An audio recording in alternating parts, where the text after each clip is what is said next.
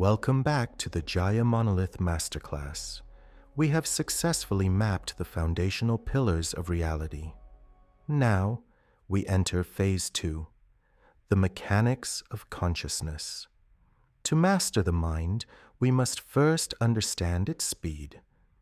Have you ever wondered how fast a single thought actually moves? Today, we decode Cittakkhana, the atomic unit of awareness. Let's dive into the explainer to see how the mind outpaces physical reality. All right, let's just jump right in. Today's explainer is going to challenge literally everything you think you know about how you experience reality. We are unpacking some truly mind-bending concepts from the primary text, looking at the sheer, almost unimaginable speed of thought. Basically, we're decoding the atomic speed of consciousness. Here's our roadmap for this journey. We'll start with the illusion of continuity, then define Cittakkhana, look at mind versus matter, dive into neural oscillations, compare noise to knowing, and finally, we'll be breaking the permanent self. Section 1. The illusion of continuity. So take a second and think about what you're seeing and feeling right at this exact moment. Looking at the screen, listening to my voice, does your reality feel like a continuous stream? I mean, it certainly feels like it, doesn't it? We all experience life as this smooth, unbroken flow of time. But the source material we're exploring today argues something radically different. It actually argues that consciousness doesn't exist as a continuous, solid flow at all. Think about what happens when you watch a film. A standard 60 frame per second movie is really just made of individual still frames, right? But they're shown so rapidly that they create the illusion of seamless motion. Well, according to the texts, your life is basically that movie. High-velocity, discrete flashes of awareness are constantly combining to create this totally seamless illusion of continuous experience. You aren't actually experiencing a steady stream. You're experiencing a super rapid-fire slideshow. Section 2, Cittakkhana, the atomic mind. Okay, so to really understand how this works, we have to isolate the absolute smallest possible unit of time that the mind operates in. In the realm of ultimate reality, the sources define a concept called Cittakkhana. Think of this as the atomic unit of time. It's a discrete, highly individual mind moment, and it acts as a complete, independent unit of consciousness that literally performs just one single function, knowing an object. And then it immediately vanishes to make way for the next one. So the crucial takeaway here is that a Cittakkhana is a single flash of pure consciousness. It's kind of like a mirror reflecting the world for a tiny fraction of an instant before disappearing completely. Now, look at this. This is an original, ancient text from the Abhidharma. What's absolutely wild about this is that it meticulously mapped these microscopic concepts long before modern technology or neuroscience even existed. It breaks down the deep mechanics of the mind with this astonishing, almost mathematical precision. To truly grasp the crazy velocity we're talking about here, check out this quote. The sources state that literally billions of these mind moments arise and perish in the time it takes to snap your fingers or blink your eye. Go ahead, snap your fingers. In that split second, billions. It totally defies human imagination, yet it forms the bedrock of every single second you are alive. And these billions of mind moments, they build into a cycle. The texts break every single one of those Cittakkhana down into 3 distinct subphases. First, you have upada, which is the microscopic moment of arising or birth. Second is thiti, the moment of presence or peak existence. And third, bhanga, the moment of dissolution or death. Every single thought you have, every little sight you see, goes through these 3 incredibly fast phases of arising, peaking, and dissolving. It's just constant. Section 3, mind versus matter. So how does this lightning-fast mind relate to the heavy physical world around us?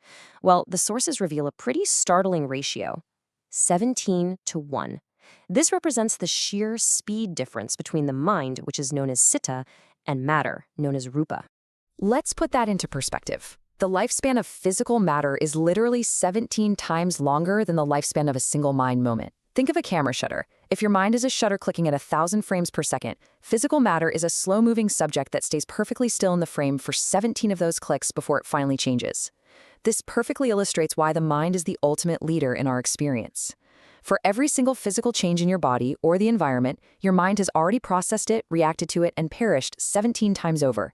Your thoughts are endlessly agile simply because they are vastly outspeeding your physical reality.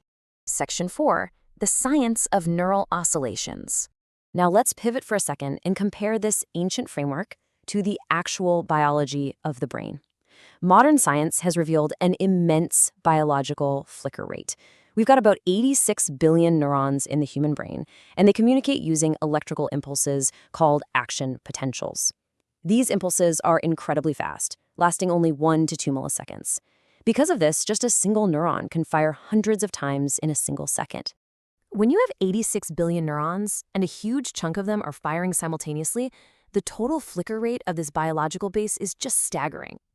Science calls this phenomenon neural oscillations, or brainwaves, and this objective scientific measurement of the brain's massive collective firing perfectly parallels the ancient concept of high-frequency conscious flashes we just talked about. It's really fascinating how modern biological measurements align so well with this ancient philosophical mapping of the mind. Section 5. Comparing noise to knowing. So how exactly do we reconcile this modern biological view of neural oscillations with the ancient philosophical view of mind moments?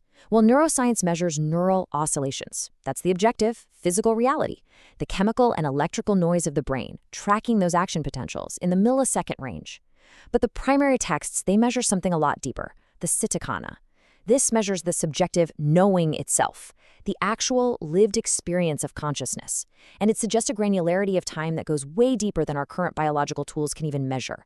We're talking billions of moments in a finger snap, compared to neuroscience's hundreds of firings per second. Essentially, neuroscience tracks the biological machinery, while the ancient texts are tracking the exact atomic speed of the subjective experience produced by that machinery. Section 6. Breaking the permanent self. Now, you might be wondering, why does understanding this atomic speed of consciousness actually matter for your daily life? The practical application here is profound. Because your mind is moving at this invisible, impossibly fast frequency, it's incredibly difficult to catch a bad mood or an angry thought before it completely takes over your untrained awareness. Once you realize just how fast these cycles of birth, peak, and death are happening, you finally understand why negative thoughts seem to hijack us so instantly. They're moving at a frequency your normal, everyday awareness simply cannot see. And this brings us to the ultimate, wild conclusion of the source material. If consciousness perishes billions of times a second, passing data forward like a light-speed relay race, there is actually no continuous, permanent you standing behind your thoughts. None.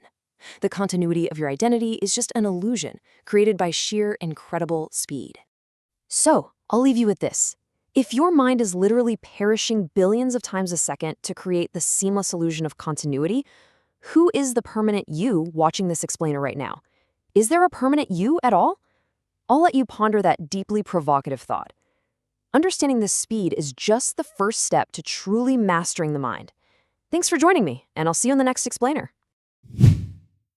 When you realize the incredible speed of the mind, the illusion of a permanent self begins to shatter. You are a rapid succession of knowing moments, flashing like light. But what exactly is inside these moments? In our next episode, we will explore the sensuous sphere consciousness, decoding the thoughts that govern our everyday desires and pains. Subscribe and turn on notifications. Until next time, find your stillness.